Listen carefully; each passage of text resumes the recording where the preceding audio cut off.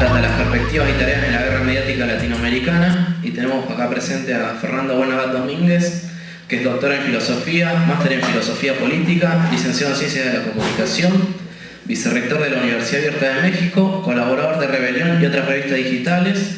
Actualmente está participando en el proyecto de la Universidad de la Filosofía y es miembro del Consejo Consultivo de Telesur. Bueno, es una alegría enorme poder venir a Rosario, esta vez a compartir con ustedes algunas reflexiones que son, en mi opinión, reflexiones de urgencia histórica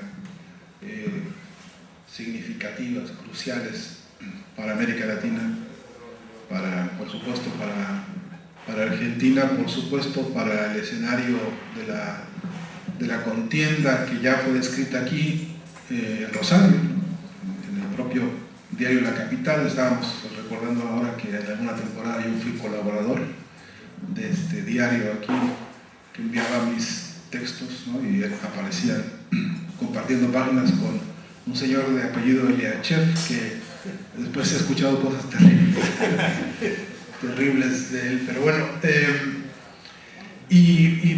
yo tengo ganas de abonarle a esta conversación algunas notas que para mí configuran el paisaje de lo que está pasando en América Latina hoy, a propósito de esta que se ha constituido en una definición avalada ya por varios congresos internacionales a los que me ha tocado participar, donde hoy se habla de guerra mediática, donde una de las definiciones que se da para el escenario de los años recientes es el de una situación de guerra mediática, y eso implica muchas cosas.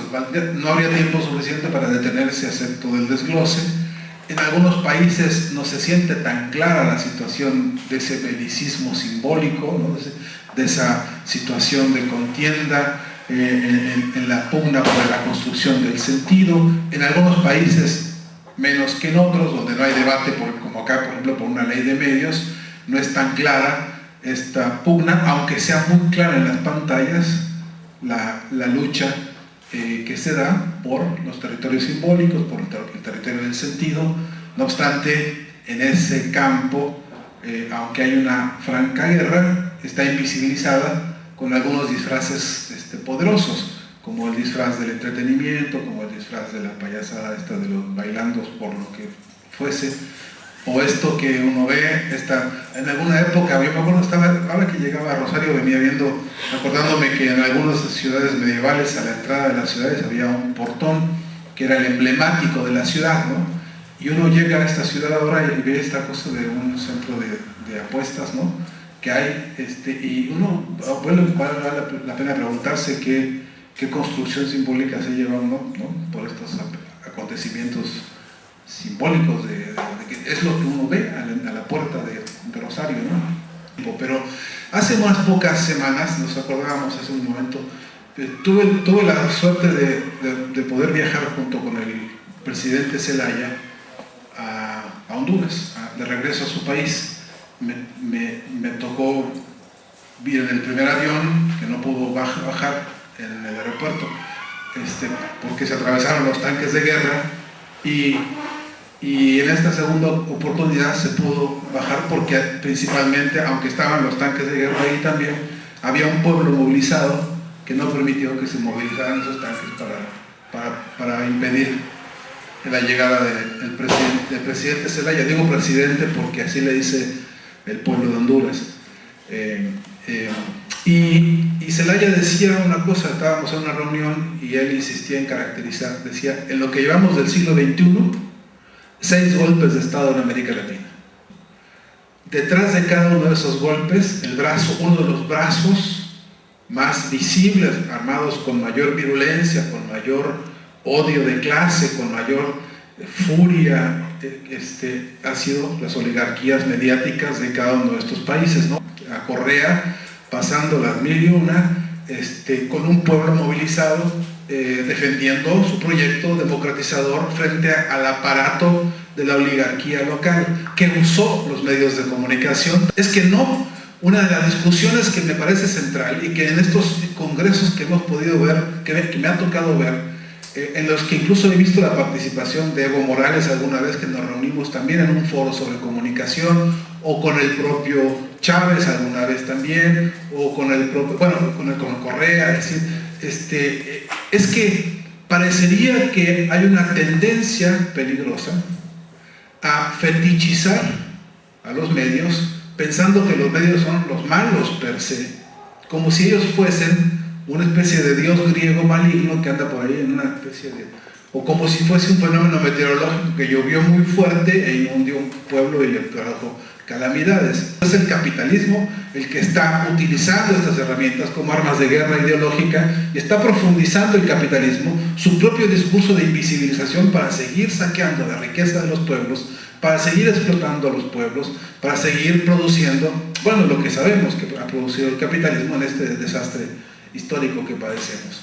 Cuando se habla de guerra mediática, estamos obligados a hacer un trabajo de precisión teórica y política que nos permita decir: la guerra mediática no es otra cosa más que el escenario de medios de la vieja importante lucha de clases que seguimos viendo y protagonizando en un montón de esquemas.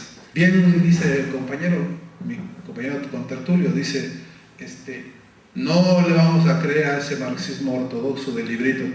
No, es que no hay tampoco, me parece, manera de agarrarse ni de repetir esos errores. Pero yo creo que es importante que nosotros tengamos aproximaciones a métodos que con rigor nos permitan comprender el desarrollo de la propia crisis del capitalismo y su trance actual, su trance de complejidades y sus problemas y sus crisis de sobreproducción que agudizan su urgencia por el control de los mercados.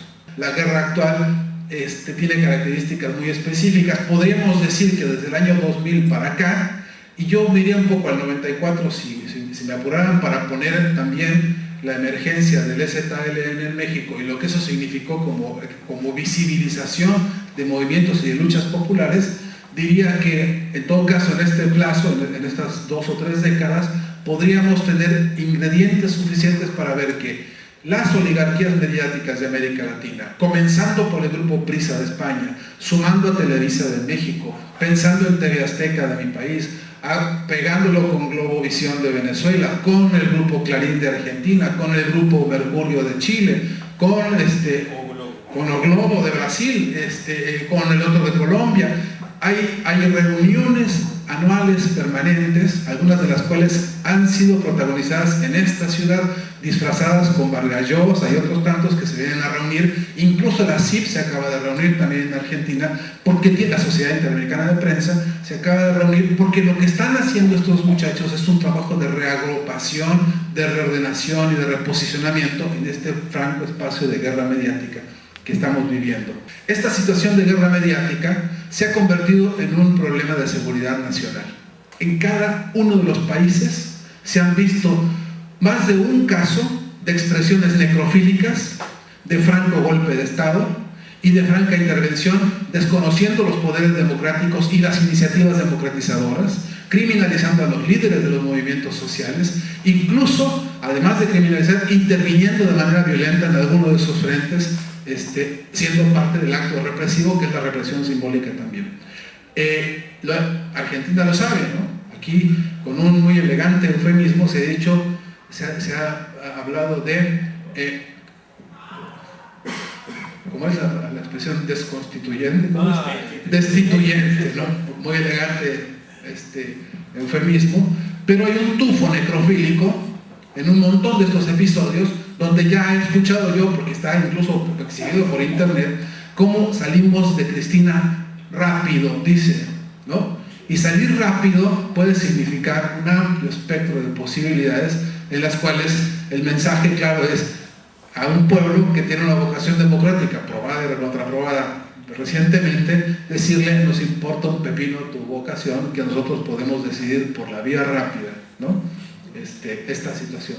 Es exactamente el mismo modelito que llevó a Chávez al paredón en Venezuela y que estuvo a punto de ser fusilado. No es una metáfora. Es el mismo caso que puso a Evo Morales y que lo tiene a estas horas padeciendo una ofensiva mediática descomunal que se ha encargado de hacer tarea en todo el mundo. Es la misma ofensiva que vemos hoy por hoy en Libia, donde han sido capaces de montar un escenario en Qatar para disfrazar una situación de guerra, y que fue, ya hay pruebas por demás contundentes de cómo se armó un operativo escénico, uno de los tantos que se han armado para esta guerra mediática.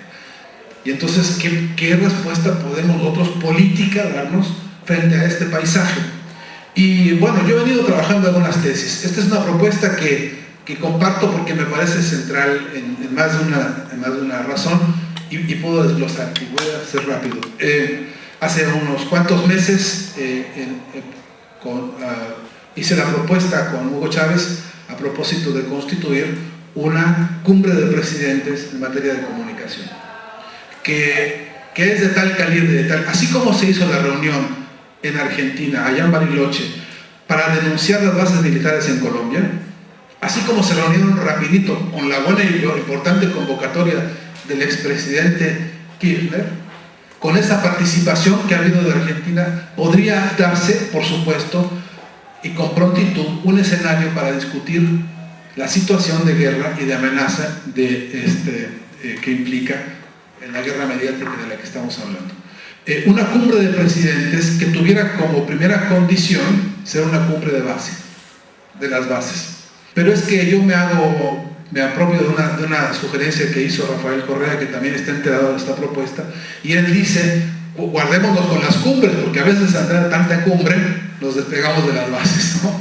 Entonces, me parece que es fundamental decir que una estrategia de cumbre de presidentes tiene que ser una estrategia de la gran lucha histórica de las bases, que en toda América Latina ha venido defendiendo esto que ustedes llaman ahora ley de medios, y que alguna vez Moctezuma y alguna vez Cuauhtémoc, frente al propio Hernán Cortés, a la caída de la gran Tenochtitlán, dijo: resistencia, lucha y liberación de nuestras fuerzas expresivas, de nuestros caudales expresivos. Necesitamos el acto de liberación de la expresión, libertad de expresión, para decirlo como dice el cliché. La liberación de los caudales expresivos en la fuerza de la resistencia y la lucha de los pueblos tiene una larga data en América Latina. Y nosotros hoy tenemos la responsabilidad generacional de recuperar todo un continente que ha luchado en esto.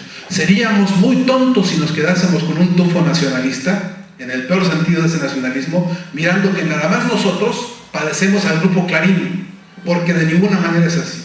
Grupo Clarín es la expresión local de una maledicencia continental y mundial, y que la lógica tiene que ser internacionalista de esta batalla. Por eso una cumbre de presidentes tendría que ser una cumbre con una vocación internacionalista, una vocación de cumbre desde abajo, para por lo menos 3 tareas centrales, por lo menos 3 tareas políticas de base, ante las cuales nosotros, los que queremos hacer la lucha de resistencia y revolución comunicacional, porque no solamente la democratización en el sentido de que la repartija sea más igual, la democratización en el sentido revolucionario, que implica que de una vez y por todas la expresión de las grandes mayorías, la expresión de los pueblos siempre postergados, encuentre esas palancas para impulsar su liberación expresiva, dentro de las cuales estarían los medios de comunicación.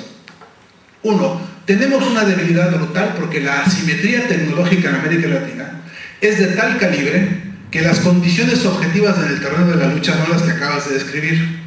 Tenemos un lindo problema cuando hablamos de que ellos pueden moverse para producir su periódico en cualquier lado. Nosotros no tenemos esa tecnología. La problemática de Evo Morales en la Bolivia nuestra, querida, profunda Bolivia, es que no se ha podido tener las radios comunitarias y alternativas que necesita ese proceso. Y que hay que democratizar la tecnología para que esté al acceso de ese pueblo la posibilidad de poner todas las plantas que sean precisas, expresión de la dinámica emancipadora de Bolivia. Nos vamos a inundar de tecnología bajo qué debate, bajo qué discusión política nosotros vamos a referirnos a qué clase de herramientas si queremos, para comprometernos en qué clase de escenario político, porque hay que recordar siempre en la táctica de la lucha comunicacional un cuello de botella que es terrible. Cuello de botella, se usa acá esa expresión, ¿no? Que es terrible. Toda vez que empiezan las trompadas nos cortan la luz. Ese es histórico el problema. Así que la guerra cibernética se nos va por un tubo, deja de irse por ese tubo, o la lucha mediática termina siendo suspendida si nos cortan la luz. ¿Qué políticas tenemos que darnos ante circunstancias como estas? Lo vivió Chávez en carne propia. el encierro en el Palacio de Miraflores el día que lo secuestraron, dijo, esto es un golpe mediático. No tenía ni un teléfono celular para llamarle a su tía ni a su abuelita. En América Latina, nosotros no fabricamos ni un solo tornillo de ninguno de los equipos que les compramos. Y tiene que estar en un debate político, en mi opinión. Cuando la discusión de la Asamblea Popular de los Pueblos de Oaxaca llegó al acuerdo de vamos a tomar la radio universidad, perdón, dijeron ellos, vamos, la radio universidad de Oaxaca pasaba Mozart, Bach, Beethoven, Haydn, y tenían unas colecciones hermosísimas de música que le llaman clásica, y la escuchaban con todo deleite 4 o 5 personas, en algunas horas 6 quizá. Cuando la radio fue tomada por la Asamblea de los Pueblos de Oaxaca, esa radio la oía todo Oaxaca, de la ciudad y del interior de los 500 municipios, para que ustedes vean cómo los terratenientes han inventado estrategias jurídico-políticas para tasajear los espacios territoriales. Ellos decían, la expropiamos. La palabra que mucha gente le da como urticaria, porque dice, expropiar, no, hay que esconderse en el baño para decir eso, porque... pero es que la realidad es que le quitas el concepto de propiedad privada a la herramienta, que tiene que ser propiedad colectiva. La discusión en la tecnología está actualizada, para decirlo de una manera rápida, la tecnología se actualizó porque había debate político esta vez, como le ha pasado a Argentina ahora con la ley de medios, ¿no? Que de nada sirven las leyes per se, en abstracto, sirve porque atrás hay una movilización que todavía tiene tantísimas cosas por profundizar, ¿no? La segunda debilidad profunda en América Latina, una debilidad que tan terrible como la otra, es que de las 1000 escuelas de comunicación más o menos que hay en América Latina, más o menos 1000, el modelo educativo de todas esas sigue siendo el modelo o estructuralista o funcionalista. Y se sigue repitiendo el santoral del modelo de concepción comunicacional que al sistema le ha venido conveniendo. Y todavía hoy no tenemos la nueva generación de obra teórica, de pensamiento comunicacional para la emancipación, y nos superurgen los nuevos talleres, la formación de la gente para que pueda aprender a luchar en los espacios de base. Nos hacen falta las escuelas de formación de cuadros para la comunicación, porque una cosa es pensar la comunicación como se ha venido formando una gran cantidad de muchachos en este continente como mercenarios de la publicidad, que aprenden a manejar cualquier herramienta para poder ser serviles, simpáticos y creativos a ciertos emporios de la publicidad, y otra cosa es tener una conciencia de militancia, de la tarea emancipadora de la herramienta, pero la tarea emancipadora para luchar contra todas las calamidades históricas que a la humanidad la han puesto como la han puesto. De manera que hace falta también, en esa cumbre propongo que haya, que nos demos a la tarea de replantearnos toda la currícula de todas nuestras escuelas y todos los espacios donde nos estamos formando, y democratizar los espacios de la formación en materia de comunicación para darnos la oportunidad de replantear la epistemología y la praxis del comunicador, que se piensa fuera de la pauta de este modelo educativo, que de paso no es ninguna novedad. Hay que hacer lo mismo con los abogados, y lo mismo con los médicos y con muchas otras formaciones, ¿no? Es decir, ¿qué debate político nos dimos para el rediseño, para la planificación simbólica que tenemos que cumplir en la mesa antes de empezar a programar lo que sea? O volvemos a repetir la vieja historia del empirismo que tanto nos ha intoxicado, que es echemos al barco el agua a ver si flota, ¿no?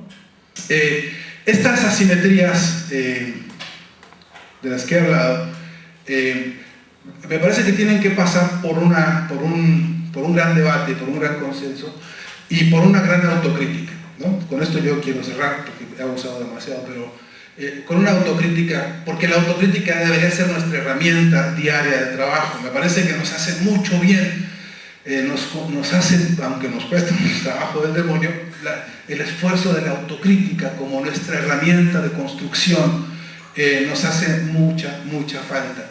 Y yo inevitablemente tengo que citarlo porque un buen día estábamos platicando con el presidente Chávez sobre esta misma situación de la lucha mediática, y a él que le llueve así todos los días le dicen peores calamidades que uno pueda imaginar, pero de verdad insultos muy terribles.